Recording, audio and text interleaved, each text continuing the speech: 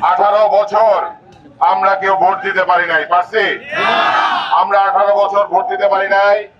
স্বৈরাচারী শেখ হাসিনা 3টা নির্বাচন করছে, একটা বিনা ভোটের, একটা নিশিরাতের, আর একটা আমি দামি ভোটের। আপনারা আমরা কেউ ভোট দিতে পারি নাই, আমাদের তরুণ প্রজন্মের কেউ ভোট দিতে পারে নাই। 18 বছর পর আপনাদের কাছে সেই সুযোগ এসেছে।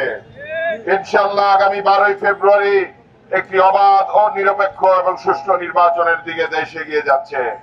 যদিও এই নির্বাচনকে নিয়ে ষড়যন্ত্র হচ্ছে, কিন্তু ইনশাআল্লাহ আমরা সকলে সেই ষড়যন্ত্র মোকাবেলা করে একটি সুন্দর নির্বাচন আমরা দেখতে যাচ্ছি আগামী 12 তারিখ। আপনারা দেখতে পাচ্ছেন আমাদের নেতা তারেক রহমান সারা বাংলাদেশ উনি চষে বেড়াচ্ছেন, ঘুরে বেড়াচ্ছেন, এবং তার পিছনে হ্যামিলিয়নের বাসিওয়ালার মতো তার পিছনে লক্ষ লক্ষ লোকের জনসমুদ্র তৈরি হচ্ছে যেখানে উনি যাচ্ছেন।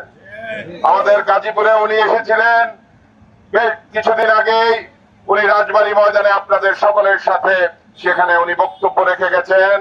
গাজীপুরের উন্নয়নের কথা বলে গেছেন, গাজীপুর নিয়ে তার পরিকল্পনার কথা বলে গেছেন, আমাদের শ্রমিক ভাই বোনদের জন্য আবাসনের কথা বলে গেছেন, আমাদের এখানে রাস্তাঘাট থেকে শুরু করে ফ্লাইওভারের কথা উনি বলে গেছেন। তো ইনশাআল্লাহ আগামী 12ই ফেব্রুয়ারি বাংলাদেশ জাতীয়তাবাদী দল বিএনপি বিপুল ভোটে সারা বাংলাদেশে নির্বাচিত হয়ে সরকার গঠন করতে যাচ্ছে। আমাদের নেতা তারেক রহমান আগামীর প্রধানমন্ত্রী হতে যাচ্ছে। আগামী 4-5টা দিন বাকি আছে নির্বাচনী প্রচারণার, এবং 6-7 দিন বাকি আছে নির্বাচনের। আপনারা দয়া করে এক একজন রনি হয়ে, এক একজন সালাউদ্দিন সরকার হয়ে আপনাদেরকে কাজ করতে হবে।